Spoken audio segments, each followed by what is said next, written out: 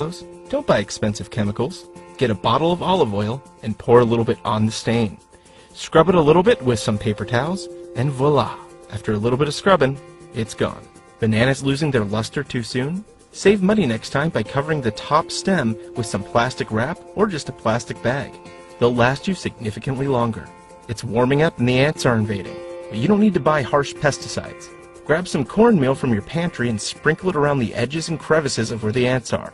The ants will eat it, but they can't digest it, which ends their reign of terror in just a few days. Want to jam some awesome rad tunes from your phone, but you don't have a speaker handy?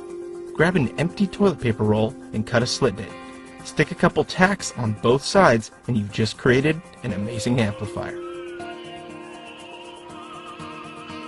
Is your house smelling off and you're all out of air freshener? Just grab a few dryer sheets, pin them to the front of a fan.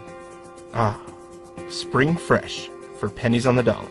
Do you clog up your drain and you don't want to go buy Drano? No worries. Grab half a cup of baking soda and half a cup of vinegar. Toss it down the drain and let it sizzle together for a few minutes. Finally, rinse it all out with some hot water and enjoy your clean pipes. Wow!